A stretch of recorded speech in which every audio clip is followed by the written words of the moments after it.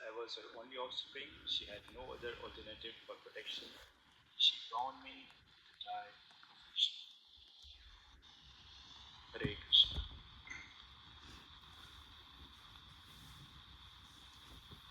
I beg forgiveness and blessings because we're speaking for the first time, taking blessings of all the senior Vaishnavas, Jai Govinda Prabhu and Karan Govind, all the devotees. Yes.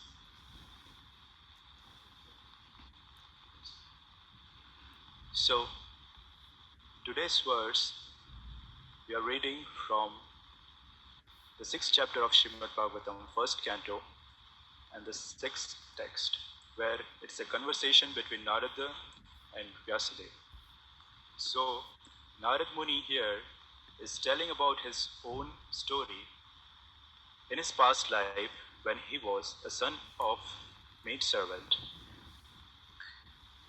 And it is very relevant here because Prabhupada is later on, after 2-3 verses, he's giving that purport that this is the way of dragging the sincere soul near to God.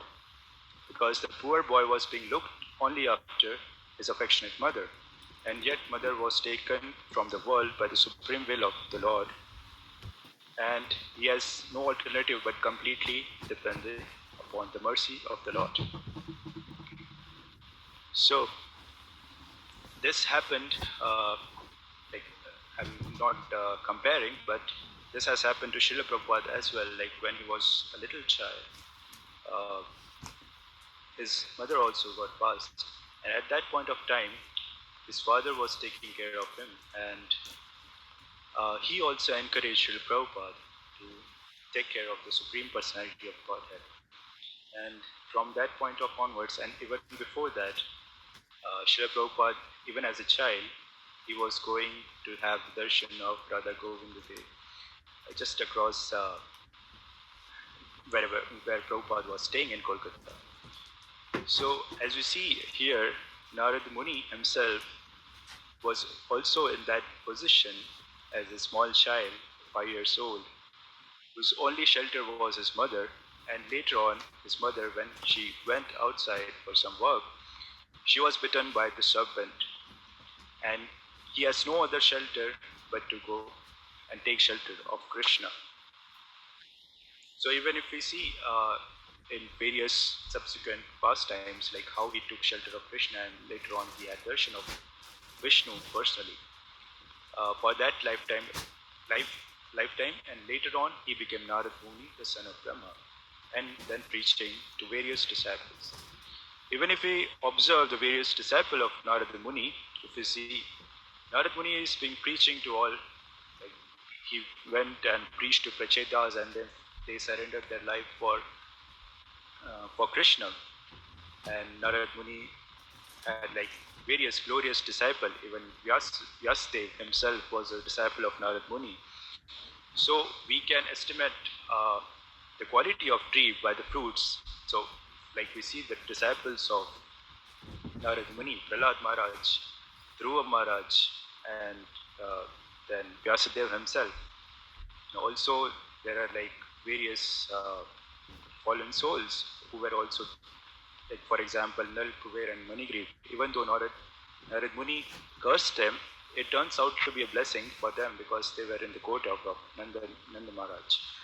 Similarly, when Narad Muni met Mrigarari, he also instructed. He was a hunter, and later on, he was even reluctant to kill the ants. So, we see that from the very early age, Narad Muni was practicing this, and he is remembering everything from his previous life. And while preaching even to his disciples, for example, Narad, Prahlad Maharaj and Dhruva Maharaj, they were also very young, maybe similar age of 5 years. But he understands, like he himself has practiced it in the previous life, and so it also is giving next to the next generation or the disciples. So it is very important to practice what we preach, and what we preach we should try to practice as much as possible. So here in this verse, text 6, is also it's also very relevant. The last line, she bound me with the tie of affection. Similarly, this Kartik month we see Mother Yashoda binding Krishna with the rope of affection. So there is, of course, there are different commentaries which are given by various acharyas, but one of the commentary given by Harishori, which is a great sage, and he has written Krishna Rasa in the book. And one of Prabhupada's disciples' name was also Harishori. So this is the earlier Harishori who has written this book. One of the commentaries that he has given in Krishna Rasayan is that why Krishna was not getting bind by Mother Yashoda. So one of the reasons he gave is that on whoever Krishna glances, that person is bound to get like liberated or is not supposed to get bound. For example, if Krishna glances on any living entity, he is not no more conditioned to the bondage of this world. So what to speak of the little rope? So because Krishna was glancing on the rope, how can that little rope be able to bind the Krishna again? Because that was planned personally by Krishna. So that is one of the various reasons and the rastas that is there given by various acharyas. Also, when Mother Yashoda was running behind Krishna, she was very angry and she was carrying a stick and running towards Krishna. And she was like, and Krishna was looking on the opposite direction of Mother Yashoda, and Krishna was running, and Mother Yashoda was chasing, but she was angry. So one of the reasons, or one of the commentaries that Sri Harishuri also gives is that till the point we have anger and other anarthas in our heart, Krishna doesn't look towards us. So that's why Krishna was not looking towards one of the reasons that the acharyas give is why Krishna was not looking towards Mother Yashoda, because she was angry and she had anger. It's like comparing to us also. The living till the point living entity has anger and other anarthas, Krishna will not look towards it. Just then, like when Krishna realizes that Mother Yashoda is tired, and then Krishna willingly accepts to be bound by Mother Yashoda. So this is also something relevant and relevant for this Kartik month. Today is the second last day of Kartik, and tomorrow is like Friday.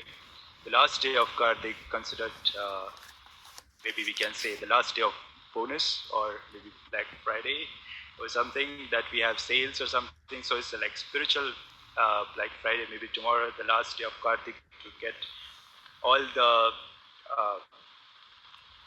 benefits of devotional service that we can perform in the month of Kartik.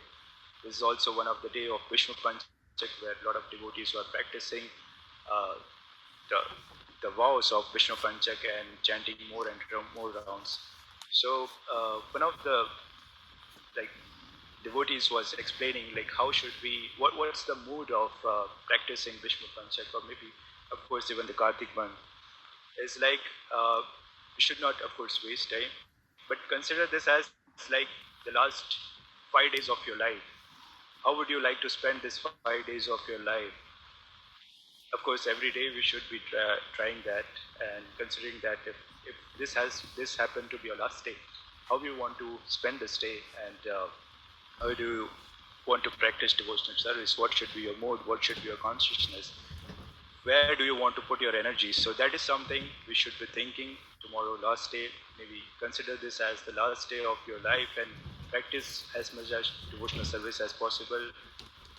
Park everything aside and chant more and more holy names. Offer the lamps, offer prayers for everybody, for yourself, your family members, and pray to Lord Damodar that maybe one day also we should be also get bound by the love of his affection.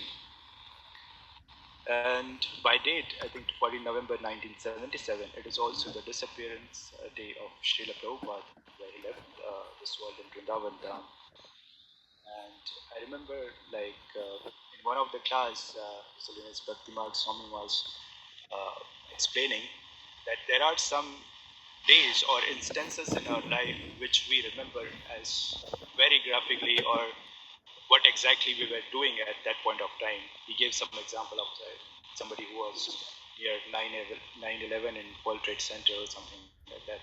They exactly remember what exactly happened or what they were doing at that point of time. That is something which is also similar for a lot of Srila Prabhupada disciples. They exactly remember what they were doing when they heard first the news of disappearance of Srila Prabhupada. That is, he left his manifested Leela in this world on 14 November 1977 in Sri Vrindavan Dham. So it is also a day of meditation where we can pray to His Divine Grace A.C. Bhaktivedanta Swami Srila Prabhupada for His mercy. And it's also the disappearance day of Sri Bhugarbha Goswami and Sri Kashishwar Pandit. So I'll just give a brief about them. So Bhugarbha Goswami and Loknath Goswamis were the initial Goswamis that went to Vrindavan, even before the six Goswamis that came, Rupa and Sanatan Goswami. So Bhugarbha Goswami, in of course, according to Gaur Ganadesh Deepika, is a Prema Manjari. His eternal form is Prema Manjari, and his very dear associate of Loknath Goswami, who met Sri Chaitanya Mahaprabhu even before Mahaprabhu was about to take sannyas. So Mahaprabhu instructed Loknath Goswami to go down and excavate the holy places. And along with him, uh, Bhugarbha Goswami also accompanied Srila Loknath Goswami to Vrindavan, because they were constantly, like, they were together. And also some of the sources says that Bhugarbha Goswami was actually the paternal uncle of Loknath Goswami, but their age difference was not that much, and they were always together doing their bhajan, spreading the glories of Sri Chaitanya Mahaprabhu. And on the instruction of Sri Chaitanya Mahaprabhu, even though they were very reluctant to give up the association of Mahaprabhu in Navadvip, but when they later on, when he was Loknath Goswami was instructed by Sri Chaitanya Mahaprabhu that soon I am going to take sannyas and I'll be coming to Vrindavan. So you already go there and excavate the holy places which are hidden now at that point of time. So, of course, they all went, uh, both of them, and tried to follow the orders of Sri Chaitanya Mahaprabhu. And eventually, Loknath Goswami got the deities of Radha Vinod near Vishori Kund, and he would carry Radha Vinod on his, like, he would just tie Radha Vinod with a cloth, and he would take wherever he would go for excavating the holy places. They would meditate, and also sometimes even the deities would guide them. Okay, this is this Leela Stali. You can go here and excavate and find out. We don't find that much about Loknath Goswami and Bhugarbha Goswami in Chaitanya Charitamrita or other scriptures, because one of the reasons is that when Krishnadas Kaviraj Goswami was about to write Chaitanya Charitamrita, he was taking blessings of different devotees. And uh, when he went to take the blessings of Loknath Goswami, he instructed, he is giving his blessing on one condition, that he will not mention about his name in his book. Even though we heard, we hear some of these pastimes in Bhakti Ratnakar from Narottam Vilas, and also there are some writings written by Narad Chakravarti, where we find this context of Loknath Goswami and some of his pastimes, and how Bhugarbha Goswami was close associate of Loknath Goswami. He was also Bhugarbha Goswami. Prabhupada writes in one of the purports that he was always engaged in glorifying Sri Chaitanya Mahaprabhu, and he would not entertain any other topics. So much so that sometimes, just to avoid the association of materialistic people, he would go underground and do his bhajan. And that's why sometimes he's called like Bhugarbha Goswami. It's like underground, like under the under the ground. He would go sometimes and do the bhajan. Similarly, we also find, just to find the like seclusion place, we also find in Gaur Kishore Das Babaji Maharaj's life as well. Like, he would go in public toilet just to perform his bhajan and to avoid the association of materialistic people. And sometimes, like, some of the devotees would come and ask Gaur Kishore Das Babaji Maharaj, like, it's so horrible inside, like it stinks inside the public washroom and like, how do you perform the bhajan? He said like, I don't feel that sting that much, but it is much more better than the stink of these materialistic people who just come to Vaishnav saints and ask for material boons and benedictions. So it is better to stay in that place and do my bhajan than to consider like or to have the association of materialistic person. So somewhere in that mood, also Bhugar Goswami tried to do his bhajan in seclusion and was doing it underground. And he was also like he was the disciple of Gadadhar Pandit, and Gadadhar Pandit, of course, is Mahaprabhu's associate. And similarly, like he was also doing bhajan with Loknath Goswami. His samadhi is in Radha Damodar temple. Just when we take parikrama of the deities towards the like just next to Rupa Goswami's samadhi, there is a samadhi mandir of Bhugarba Goswami as well. His deities are Shri Radha Chail Chikanji, which is also situated in Radha Damodar temple. If you see, like you need to take darshan little from the corner because it's little inside.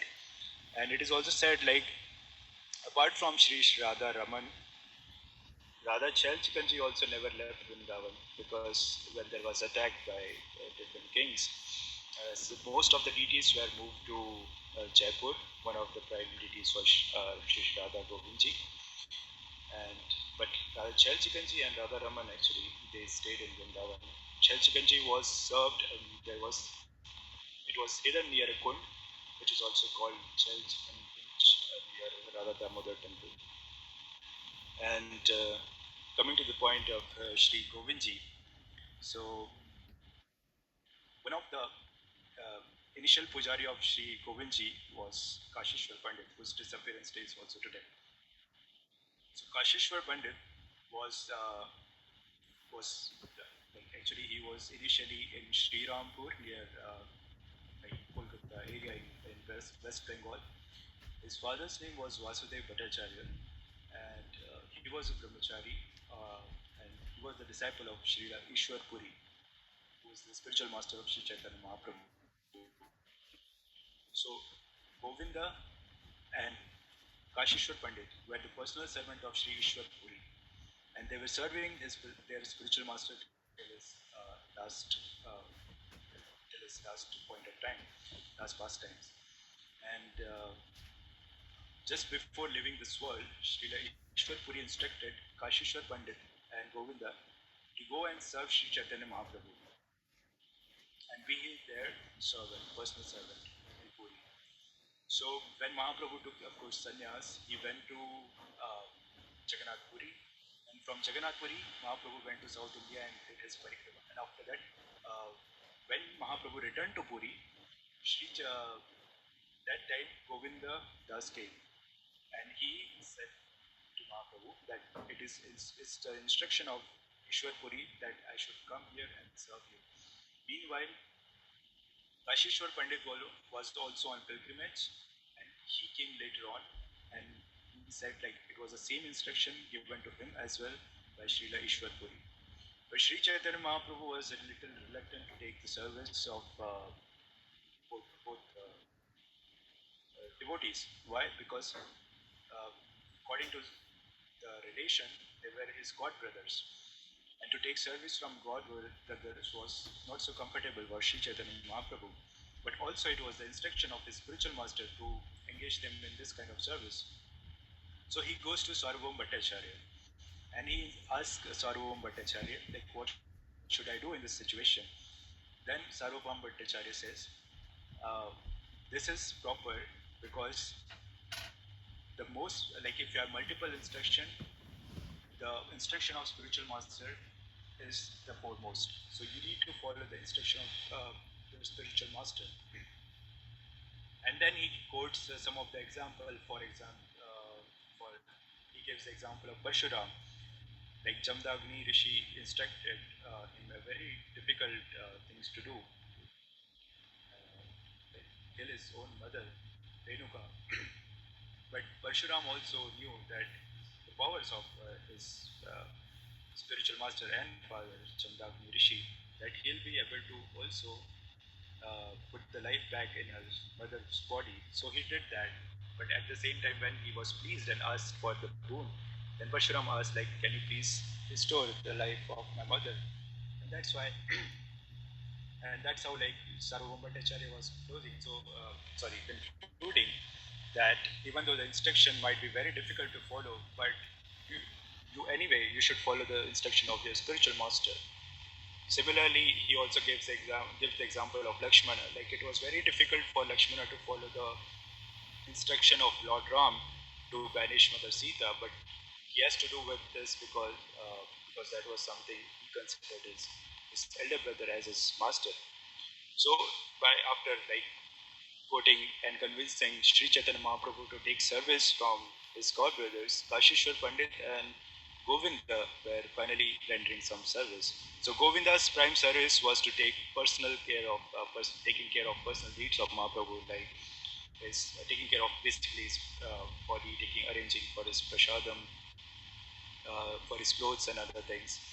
Whereas Kashishwar Pandit was like because he was strongly built, his main service was to like take care of like crowd management, or when Mahaprabhu used to go for the darshan of Jagannath in Sri Mandir, lot of crowds would come and touch or like try to meet Chaitanya Mahaprabhu. So the main duty of Kashishwar Pandit was to make sure that Mahaprabhu is safe and like to make way for Kashishwar Pandit. So it will be like Kashishwar Prabhu would be in the front. In between it will be Sri Chaitanya Mahaprabhu, and behind him is Govinda. Normally in that way they would go. Kashishwar Pandit will pull out the crowds, and then Mahaprabhu will take darshan and similar. So Kashishwar Pandit also rendered his service in while Jagannath Rath Yatra used to happen. Mahaprabhu used to dance in circles, and when Mahaprabhu is dancing in the circle, there were like three concentric circles around Sri Chaitanya Mahaprabhu. First one was Nityanand Prabhu and other devotees. Second one would be Kashishwar Pandit and Mukunda, and the third one is with Tapudra Maharaj and other bodyguards.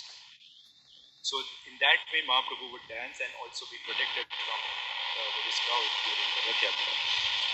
Similarly, Kashishwar Pandit would also do a seva of serving Jagannath Prasad to various devotees. Other devotees were like Swarup Damodar Goswami, Damodar Pandit, Shankar Pandit, and Jagadadananda Pandit. So they were, and also Kashishwar Pandit. So after Jagannath Rath Yatra, because also they were like strongly built, they would, with love, Kashishwar Pandit would also serve prasadam to the devotees.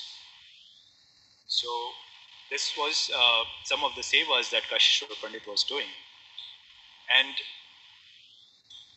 when Loknath Goswami and Bhugar Goswami were there excavating various holy places in Vrindavan, Mahaprabhu similarly instructed Rupa Goswami, Sanatan Goswami and other Goswamis to go and do this seva.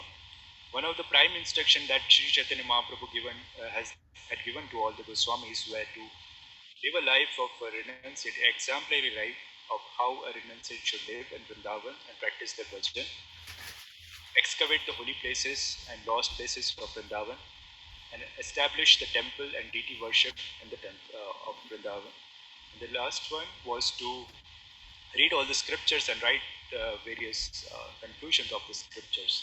So these were some of the prime sevas given to Rupa Goswami and Sanatan Goswami and other Goswamis by Sri Chaitanya Mahaprabhu.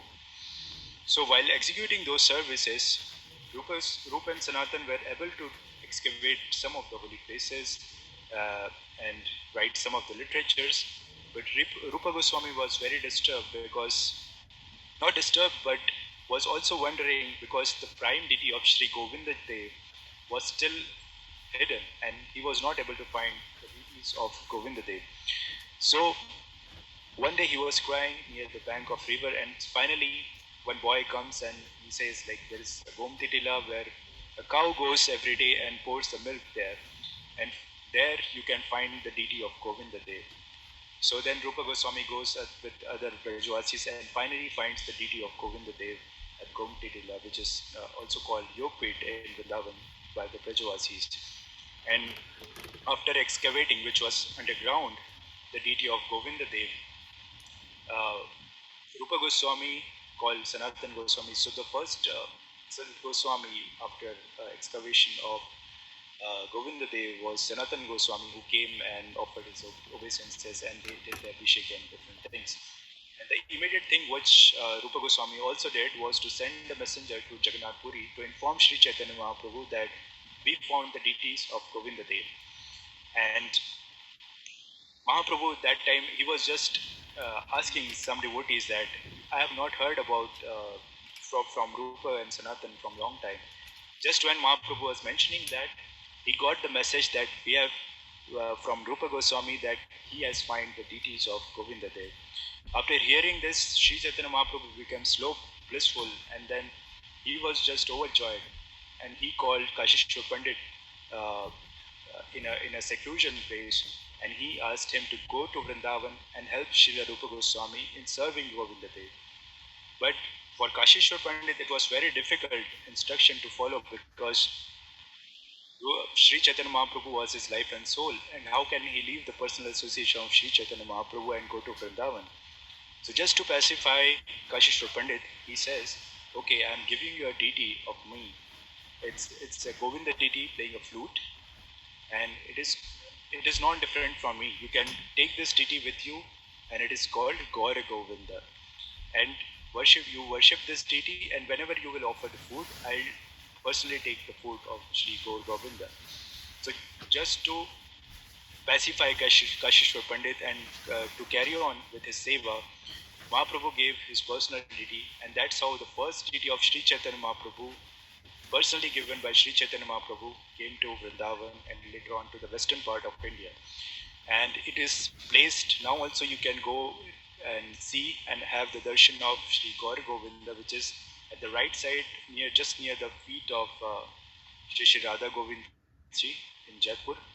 You can have the beautiful darshan of Gaur Govinda, and that's how. And Kashishwar Pandit continued his seva in Govinda Dev temple.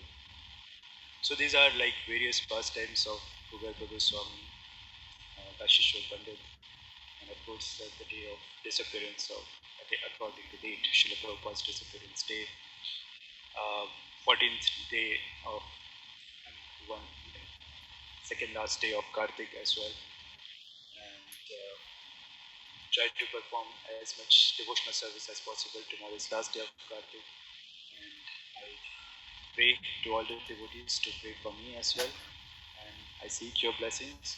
In case there are any faults in my lecture, please forgive me. And if you find anything which is useful, it is all because of the mercy of my spiritual master and Srila Prabhupada. Thank you very much. Hare Krishna. Srila Prabhupada ki jai.